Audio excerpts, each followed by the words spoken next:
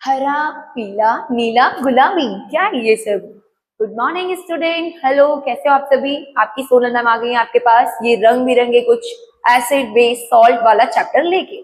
आज हम स्टार्ट करेंगे केमिस्ट्री का एक नया टॉपिक। अभी तक ये क्या है मैम? Acid base salt. अभी तक सिर्फ हम क्या करते थे, देखते थे कि इतने कलरफुल केमिकल्स होते हैं, पर हम जानते हैं कि कौन सा केमिकल एसिड है, कौन सा बेस है और कौन सा सॉल्ट है। हम लोग ने टेस्ट भी किया होगा, कुछ टेस्ट करने में खट्टा खट्टा लगता है, बोलते हैं हाँ ये खट्टा है, मीन्स शायद ये एसिड होगा। अभी तक सिर्फ टेस्ट पता है कि कुछ खट्टा होता है, कुछ तीखा होता है, पर हम नहीं जानते कि ये एसिड बेस एंड सॉल्ट होते हैं। आज हम इस चैप्टर में ये सीखेंगे कि कौन से एसिड्स होते हैं, कौन से बेसिस होते हैं, कौन से सॉल्ट होते हैं। तो आप लोग तैयार हो सब? सब सारे बच्चे ये क्या बंदर की तरह मुंह बना के बैठे हो? अच्छे से स्माइल करते हुए कॉपी पेन हाथ में लेके अच्छे से पढ़ना शुरू करो। अच्छे से लेके बिल्कुल फोकस के साथ पढ़ना है। अच्छे से बैठ जाओ सब। ओके, सेट, शुरू करते हैं। Acid and bases. देखो, एसिड क्या होते हैं? They are sour in taste. Taste में कैसे होते हैं? ये खट्टे होते हैं, अभी आपको बताया। They are sour in taste and change the colour of blue litmus to red. अब मैम ये रेड लिटमस क्या होता है? देखो, एक्चुअली क्या है, एसिड और बेस का चेक करने के लिए एक तरीका तो है कि टेस्ट करके चेक कर सकते हैं हम कि एसिड जो होते हैं वो टेस्ट में स्वाद में खट्टे होते हैं, बेसिस जो होते हैं वो स्वाद में तीखे होते हैं, सॉल्ट जो होते हैं वो सॉल्टी नमकीन होते हैं। दूसरा तरीका है कि जिनको हम टेस्ट नहीं कर सकते या स्मेल नहीं कर सकते हैं, तो उनको हम इंडिकेटर्स की हेल्प से उनका कलर देख के या उनका पेस्ट देख के ये चेक करेंगे कि ये एसिड है, बेस है या सॉल्ट है। तो यहाँ पे इसकी डेफिनेशन में हम सबसे पहले लिखेंगे एसिड्स क्या है? They are sour in taste and they change the blue litmus into red. अगर ब्लू लिटमस रेड कलर का हो जाएगा, इट मींस ये क्या है? एसिड है।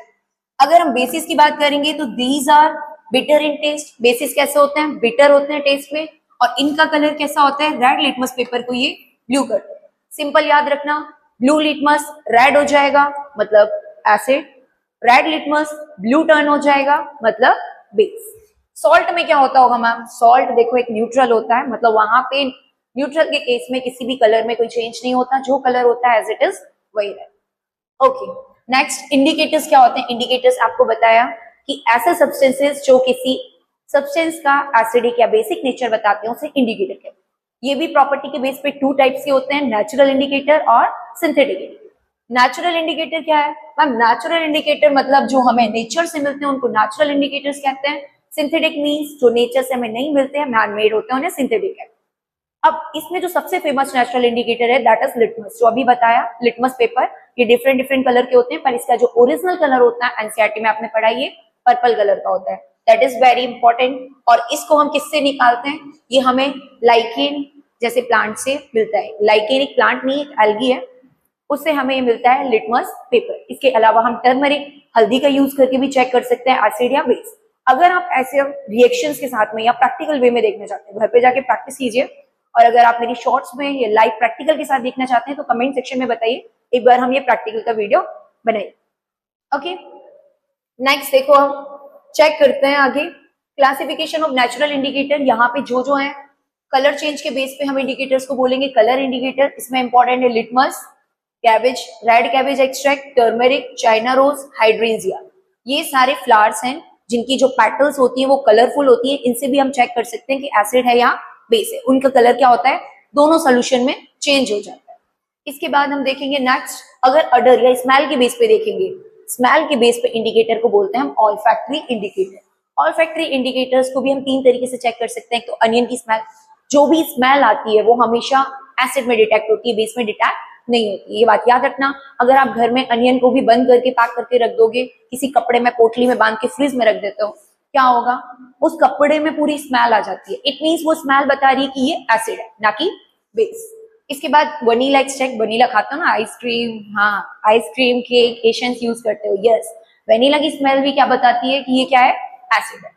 क्लोव ऑयल, क्लोव क्या होता है? वो लौंग जो यूज करते हैं हम तड़का लगाने में मसाले में, that is also smell indicator. Synthetic indicator मतलब जो मैनमेड नहीं है, हम लेबोरेटरी में या किसी तरीके से उनको एक्सट्रैक्ट किए, जैसे methyl orange, phenolphthalein, methyl red, bromothymol blue, universal indicators, ये सारे सिंथेटिक इंडिकेटर है। इसमें से ये दो इंपॉर्टेंट है जो एनसीईआरटी में बार बार क्वेश्चन आते हैं, मिथाइल ऑरेंज और फिनैप्थिलीन का colour acidic and basic solution में कैसा हो। ठीक है, इसे ध्यान देंगे हम, जो ज्यादा इंपॉर्टेंट है उनको ध्यान देते जाना, इंपॉर्टेंट और स्टार मार्क हम करते जाएंगे। इसके बाद में न्यूट्रलाइजेशन। न्यूट्रलाइजेशन क्या होता है भाई, एसिड और बेस के मिक्सचर को हम क्या बोलते हैं, neutralisation reaction. Is that right? Okay. इसके बाद में ये एक्टिविटी दी हुई है एनसीईआरटी में कि अगर हम 3 सोल्यूशन लेते हैं, लाइक एक एसिड, एक बेस और एक नॉर्मल सोल्यूशन, और उसमें हम रेड लिटमस पेपर लेंगे। न्यूट्रल लिटमस में कोई चेंज नहीं होगा रेड लिटमस पेपर का, लेकिन अगर जैसे ही हम एसिड में डालेंगे क्या रेड कलर में चेंज होगा? नो, रेड का रेड ही रहता है एसिड में, लेकिन बेसिस में डालने पे रेड कलर का लिटमस कैसा हो जाएगा?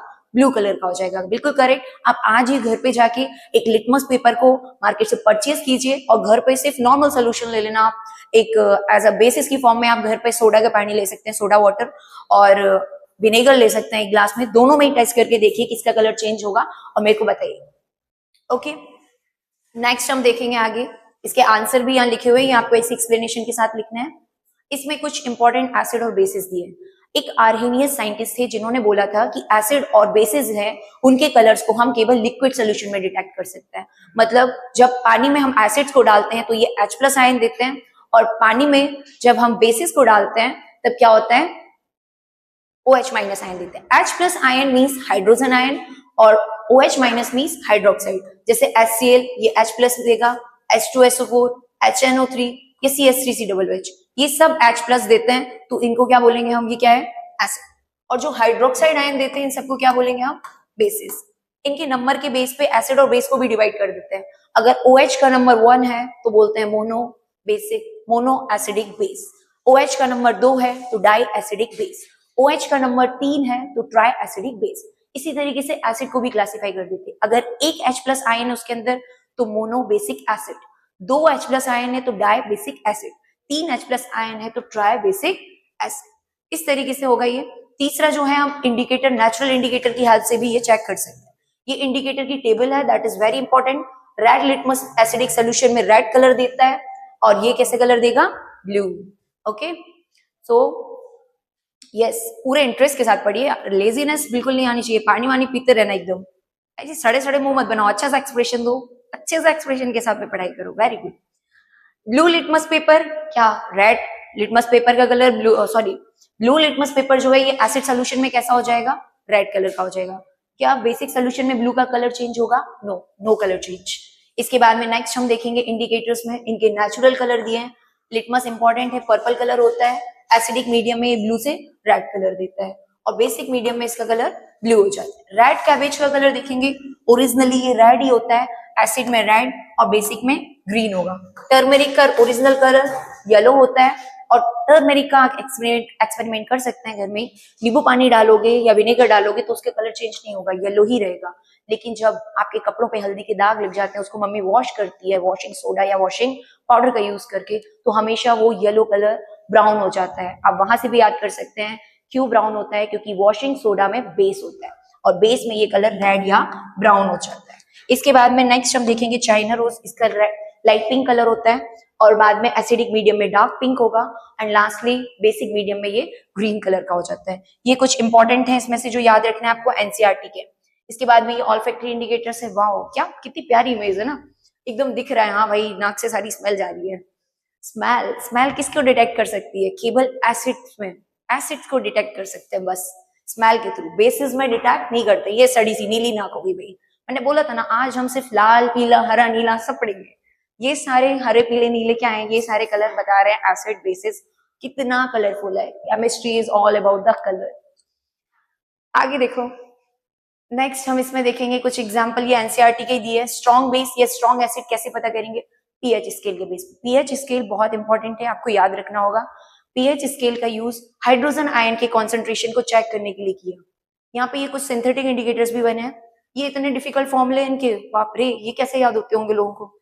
नहीं होते ना, कोई बात नहीं, आपको याद नहीं करना है, घबराने की जरूरत नहीं है, इतने बड़े बड़े फॉर्मूले में याद नहीं करना है, हमें सिर्फ कलर ही पूछेंगे, है ना। मिथाइल ऑरेंज का रियल कलर क्या होता है? ऑरेंज कलर, और एसिडिक मीडियम में ये रेड हो जाता है, बेसिक में ये ब्लू हो जाता है। इसके बाद में फिनैप्थिलीन का कोई कलर नहीं होता, ये कलरलेस होता है फिनैप्थिलीन, और इसके बाद में एसिडिक मीडियम में भी ये कलरलेस होता है, बट बेसिक में ये पिंक हो जाता है। ऑलराइट, इसके बाद में देखो नेक्स्ट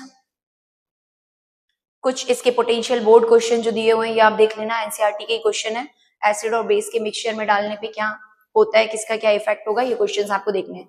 ये सब आपको पीडीएफ में मिल जाएंगे, पीडीएफ लिंक में देख लेना, आप डाउनलोड कर लेना। ओके, इसके बाद में अब इंपॉर्टेंट रिएक्शन है, that is reaction of acid with base and metal.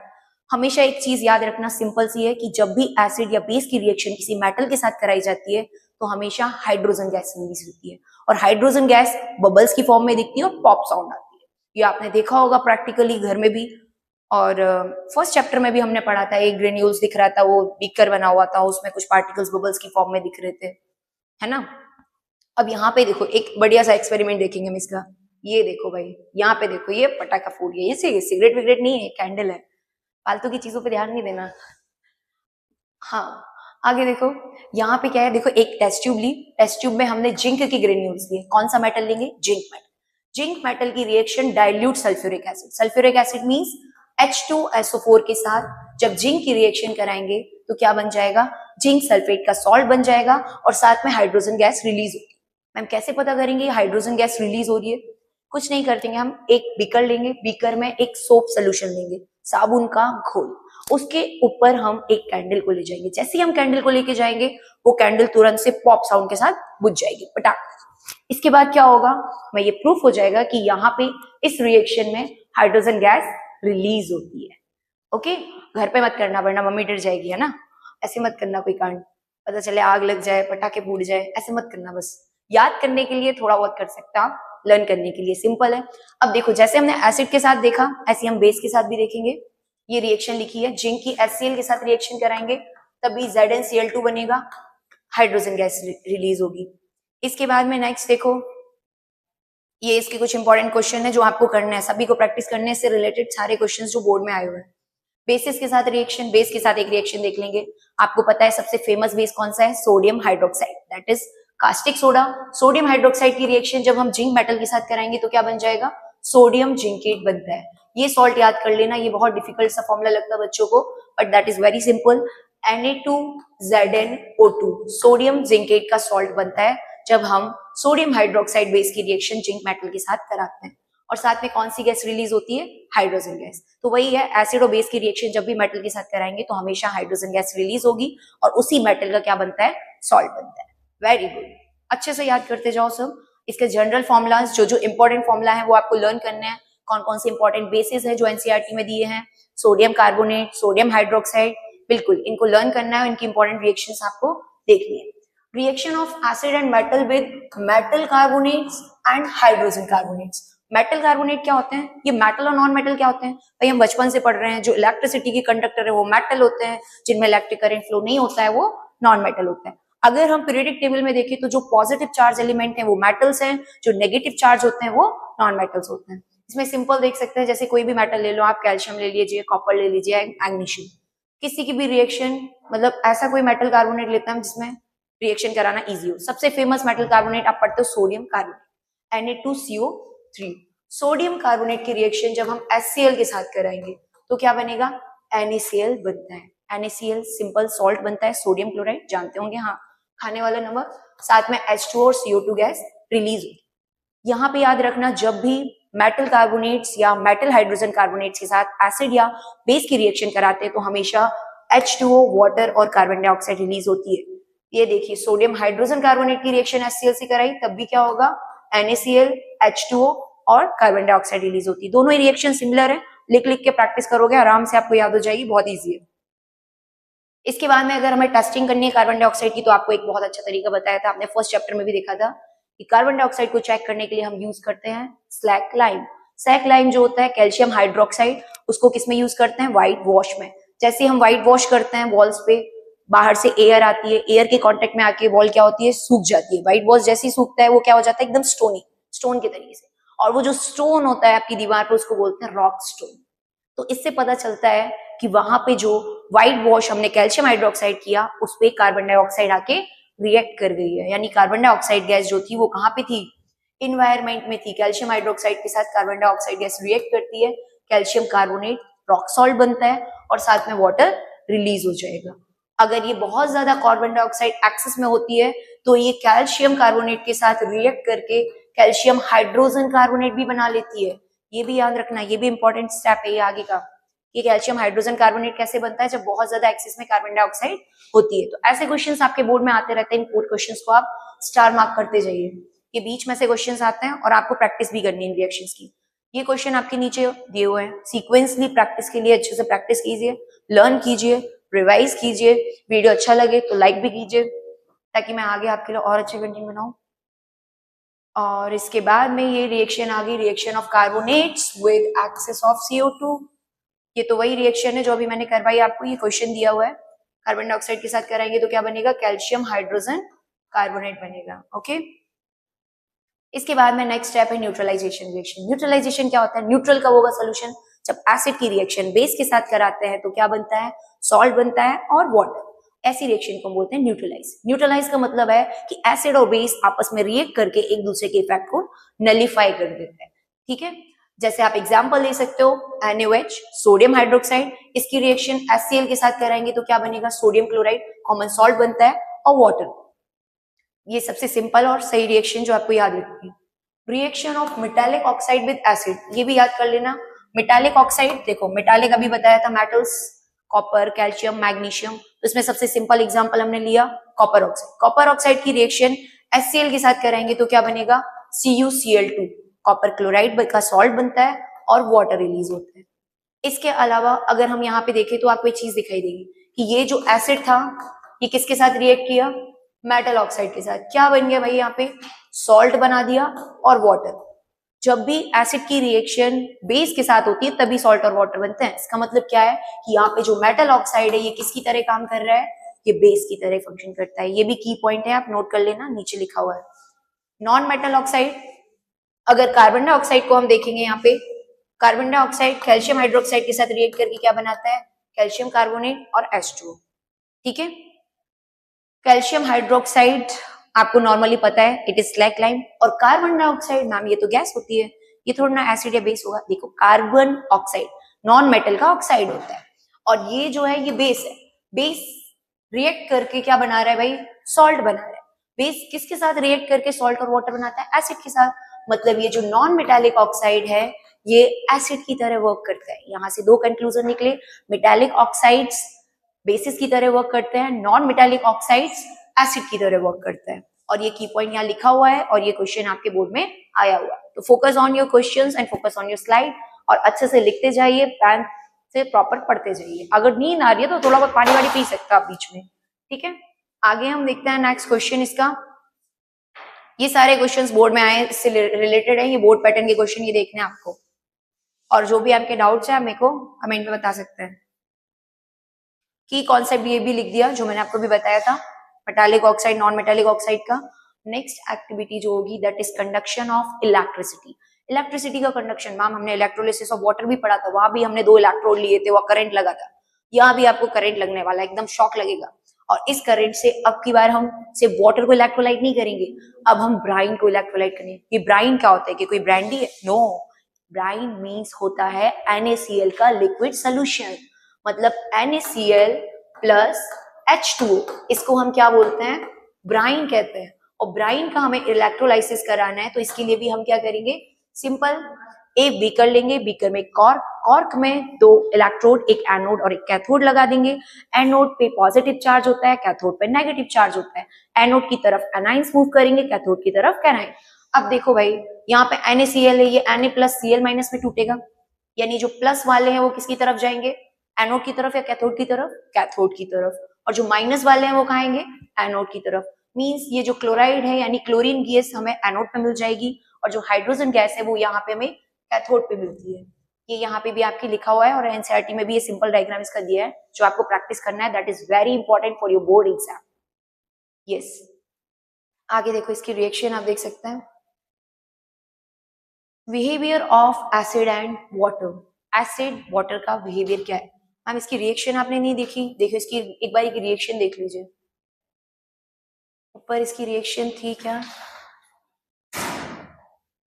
अगर ये रिएक्शन नहीं लिखी है तो आप यहाँ पे रिएक्शन एक बार मेंशन कर लेना। ये NaCl की रिएक्शन जब हम H2O के साथ कराएंगे, मतलब वाटर में इसका इलेक्ट्रोलाइसिस कराएंगे, तो क्या बनता है, एक तो NaOH बनेगा और साथ में हाइड्रोजन और क्लोरीन गैस रिलीज होती है।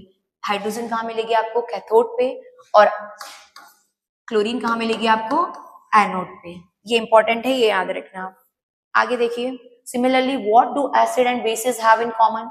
दोनों में कॉमन क्या होता है, दोनों में एक चीज सबसे कॉमन है कि दोनों वाटर में डिसॉल्व करने पे क्या होता है, आयंस में ब्रेक हो जाएंगे। एसिड H+ आयन देता है, हाइड्रोजन आयन, और वाटर हाइड्रोक्साइड आयन देता है।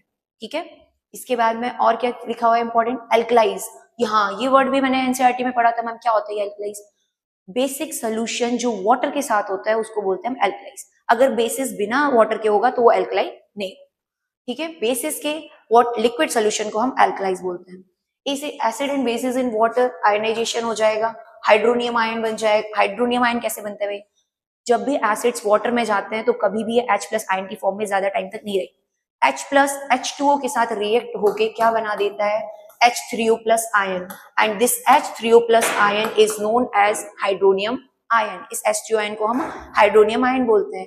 ये भी गैस प्रिपरेशन का वही मेथड है। इतने सुंदर सुंदर AI के डायग्राम, भाई AI का जमाना है, आप भी देख सकते हो लाइव हर चीज अच्छे से। बोर हो गए ना एनसीईआरटी को ऐसे डायग्राम देख के, इसलिए आपके लिए स्पेशली ऐसी स्लाइड में ऐसे डायग्राम लेके आए ताकि आपको इंटरेस्ट आए कि भाई लाइव देख रहे हैं हम सब कुछ। आगे देखो, ये क्या है, एट लोअर टेम्परेचर NaCl अगर H2SO4 के साथ रिएक्ट होगा तो क्या बन जाएगा, NaHSO4 बन जाता है। वही NaCl है जो कि सोडियम क्लोराइड नॉर्मल टेम्परेचर पे, लो टेम्परेचर पे H2SO4 के साथ रिएक्ट करके सोडियम हाइड्रोजन सल्फेट बनाता है, और हाई टेम्परेचर पे NaCl सोडियम सल्फेट और HCl बनाता है। दोनों ही कंडीशन में बना लेगा। ठीक है, अब आगे क्या है, क्या हुआ, क्लास बोरिंग लग रही है क्या? अरे बोरिंग नहीं लग रही है यार, थोड़ा सा इंटरेस्ट बनाओ, पानी वानी पियो, थोड़ा एंजॉय करो, एकदम फ्रेश होके पढ़ो। इतनी कलरफुल दुनिया है केमिस्ट्री की, कहाँ बोरिंग लग रही है। देखो देखो अच्छे से देखो भाई, सोना नहीं है, पानी पी के आ जाओ। रिएक्शन आगे देखते हैं हम, रिएक्शन NaCl की। क्या NaCl का जो सोल्यूशन है वो ड्राई लिटमस पेपर के साथ में कलर देगा? याद रखना, ये भी आपका एक एक्टिविटी एक्सपेरिमेंट है कि जब भी हम ड्राई लिटमस पेपर का यूज करेंगे कोई भी कलर में चेंज नहीं होगा। जैसे ही लिटमस पेपर बैट होगा, गीला होगा, तो हम उसमें डिटेक्ट कर सकते हैं वो कैसे कलर का होगा। मींस अगर वो रेड कलर में टर्न हो जा रहा है, इसका मतलब है कि वो जो लिक्विड सोल्यूशन है उसमें क्या मिक्स था, एसिड। ठीक है, यहाँ पे जो एक्सपेरिमेंट करा है, यहाँ एक गार्ड ट्यूब लेते हैं। गार्ड ट्यूब में किस केमिकल का यूज करते हैं, ये क्वेश्चन भी आपका आया हुआ है, कैल्शियम क्लोराइड का यूज करते हैं। कैल्शियम क्लोराइड गार्ड ट्यूब को वैक्यूम रखने का काम करता है, मॉइस्चर से बचाते हैं। इसके बाद में नेक्स्ट है behaviour of basis in water. अभी देखा हमने कि कितने भी बेसिस होंगे वाटर में डिसॉल्व करने पर हाइड्रोक्साइड आयन OH- आयन देते हैं, Na+OH-, magnesium hydroxide magnesium plus OH- ion, और वाटर सोल्यूशन में इनको हम एल्कली कहते हैं। राइट, बताया था अभी आपको। और ये टच करने पे कैसे होते हैं, सोपी, स्मूथ, चिकने चिकने होते हैं, हाँ साबुन जो होता है, बिल्कुल। These are alkalis. इसके बाद देखो, ये 2 मार्क्स का आपका क्वेश्चन आया है, why does dry HCl gas not change the colour of dry litmus paper. ऐसे क्वेश्चंस आएंगे, अभी आपको बताया क्यों ये ड्राई लिटमस पेपर पे चेंज नहीं होगा, क्योंकि ड्राई लिटमस पेपर में जो एसिड है वो हाइड्रोजन आयन में नहीं ब्रेक होगा और कलर चेंज नहीं होगा। ओके,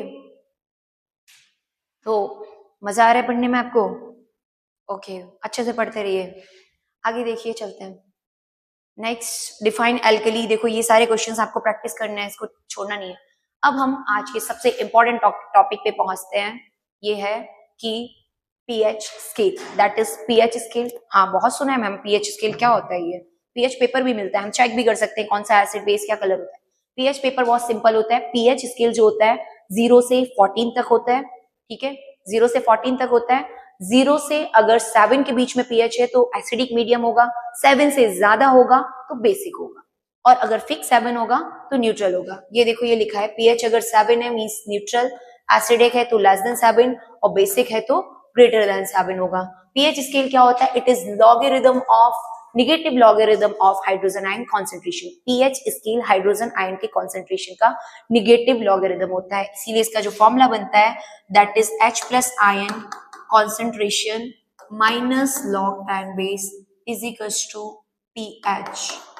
और अगर कभी ऐसा हो कि आपको H+ आयन का कॉन्सेंट्रेशन दिया है 10 की पावर माइनस में, तो जो माइनस में पावर होती है वही क्या होता है, पीएच वैल्यू होती है। ये हमेशा याद रखना, ठीक है। ये थोड़ा सा एक्स्ट्रा पॉइंट हो गया, but that is very important. और आगे देखना, अभी 11th क्लास में जब पढ़ोगे ना तो बहुत हलवा लगेगा आपको, एकदम इजी लगेगी ये सारी चीजें, क्योंकि आपके बेसिक बहुत स्ट्रांग हो जाएंगे इसको पढ़ने के बाद। आगे देखो, पीएच स्केल का ये डायग्राम कितना कलरफुल, कितना सुंदर लग रहा है, नीला, हरा, पीला, लाल, गुलाबी, वाह, पूरा रेनबो आ गया। देखो जरा यहाँ पे देखो, प्योर वाटर का पीएच कैसा होगा, 7 होगा, इट इज ब्लू कलर। इसके बाद में सबसे स्ट्रॉन्ग बेस, जैसे जैसे पीएच में हम नीचे की तरफ आते जाएंगे, मतलब 7 से कम पीएच होता जाएगा, पीएच कम होगा, मतलब हाइड्रोजन आयन का कॉन्सेंट्रेशन क्या हो रहा होगा, इंक्रीज हो रहा होगा। हाइड्रोजन आयन बढ़ रहा है मतलब एसिडिक नेचर बढ़ रहा है, यानी यहाँ से प्रूफ होता है कि पीएच की वैल्यू कम होने पे एसिडिटी बढ़ जाती है। यानी जितना कम पीएच होगा उतना ही स्ट्रॉन्ग क्या होगा, आपका एसिड होगा, और जितना ज्यादा पीएच होगा उतना ही स्ट्रॉन्ग क्या होगा, बेस होगा। और कलर भी कैसा होता जाएगा, ब्लू होता जाएगा। और जो न्यूट्रल सोल्यूशन होंगे उनका 7 होगा। इसको पढ़ना आप अच्छे से, पीडीएफ में देखना किसका कितना होता है भाई। बेकिंग सोडा 9 पीएच होता है, सबसे ज्यादा हम पढ़ते हैं ये भाई NaOH, इसका पीएच देखो कितना है भाई, 14 होता है। जो बहुत इंपॉर्टेंट है वो तो याद रखने हैं, दूध, कॉफी, चाय कैसे होते हैं, ये एसिडिक होते हैं बेसिक। देखो भाई यहाँ पे दिया हुआ है, ये एसिडिक होते हैं, पीने में बड़ा मजा आता है, लेकिन ये एसिडिक है, इनसे भी एसिडिटी होती है, ठीक है। स्टमक का पीएच कितना होता है, HCl, गैस्ट्रिक जूस का 1 होता है, ये 1 के आसपास ही होता है, 1 से 2 के बीच में, 1 to 1.2 के समथिंग, ठीक है। आगे देखेंगे हम, नोट कुछ है डाइजेस्टिव। हाँ, अब इसके इंपॉर्टेंस क्या है पीएच की हमारी लाइफ में। जैसे डाइजेशन में पीएच हेल्प करता है, डाइजेशन में जो पीएच होता है वो कितना होता है, हाँ आपको पता है कि जो गैस्ट्रिक जूस होता है उसमें पीएच हमारे 1.2 होता है, बिकॉज ये डाइजेशन में हेल्प करता है। और अगर बहुत ज्यादा एसिडिटी होने लगती है तो आपको एक्यूट चेस्ट पेन और इरिटेशन वगैरह होता है। अब मान लो आपने पढ़ लिया एसिड बेस, अब इलाज करने चले गए घर के बैद बन के, हम क्या करेंगे भाई, एसिडिटी हो रही है, नींबू पी लेंगे क्या, अरे नहीं यार, नींबू में कैसे पी सकते हैं, नींबू तो अकेला एसिडिक होता है, ऐसे नहीं करना है हमें, इतना नहीं नहीं ऐसे नहीं करना है भाई। नींबू में काला नमक डाल के पीते हैं कुछ लोग, आराम होता है, बट सबके लिए नहीं होगा, क्योंकि उसमें प्योरली 1.2 पीएच है, बहुत ज्यादा एसिडिक होता है।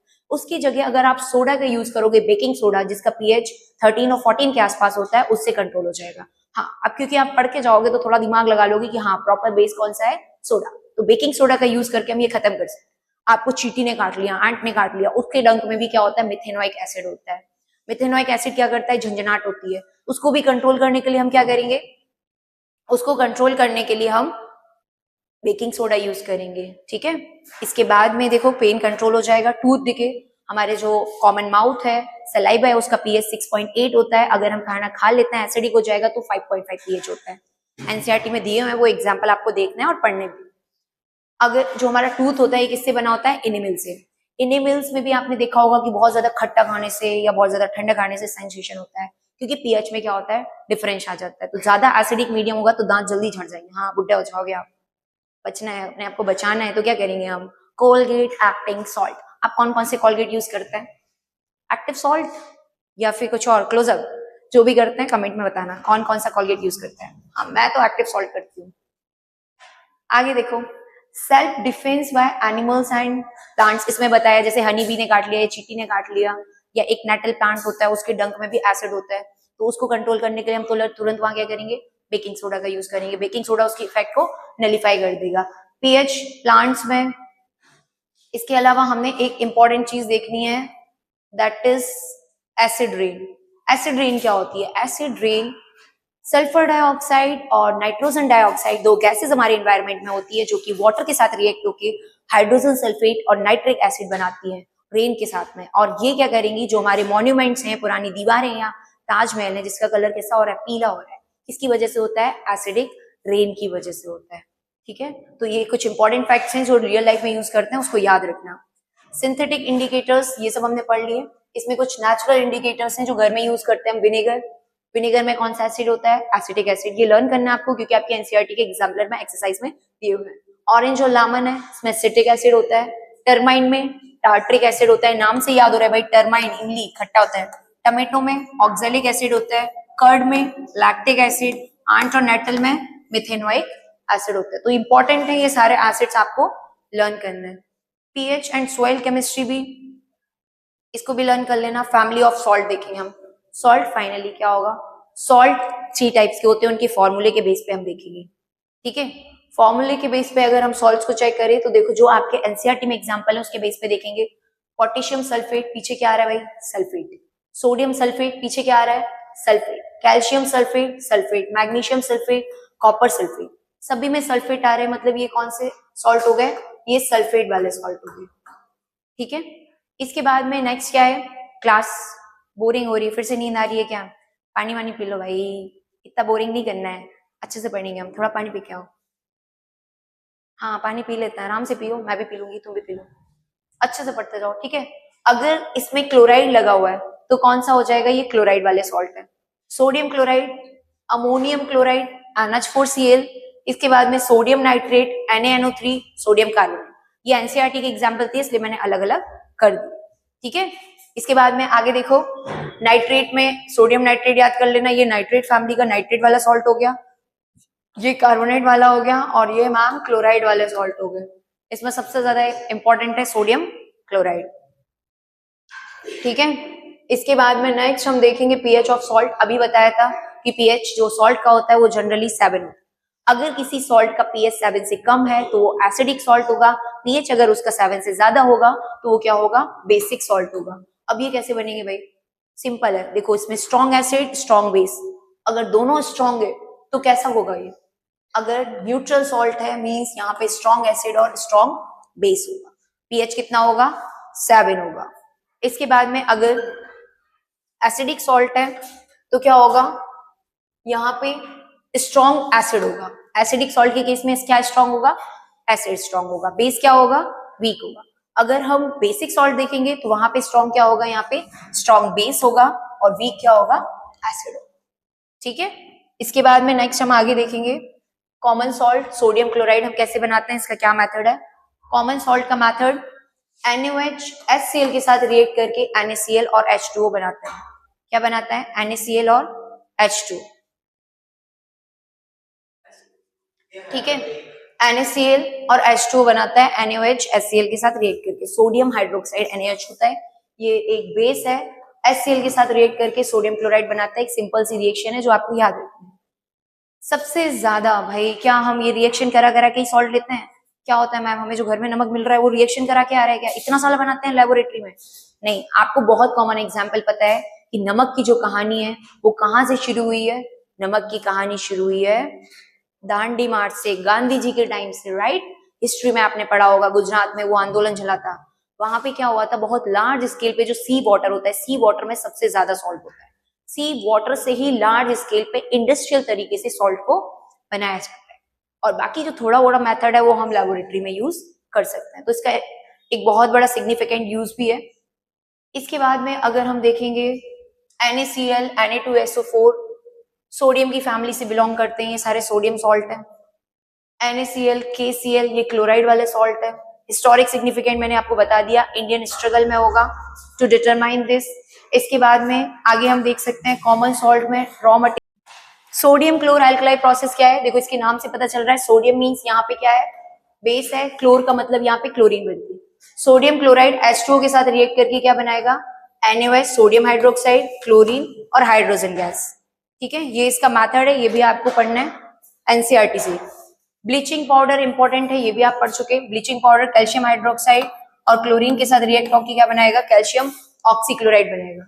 इसके बाद में नेक्स्ट इसकी यूजेस क्या है, ब्लीचिंग पाउडर का यूज हम क्लींजिंग में करते हैं ना, क्लीनिंग वगैरह में। बेकिंग सोडा आपने पढ़ रखा है, घर में यूज करते हैं, ये NaCl H2O और कार्बन डाइऑक्साइड के साथ रिएक्ट करके और अमोनिया के साथ रिएक्ट करके क्या बनाता है, अमोनियम क्लोराइड और बेकिंग सोडा।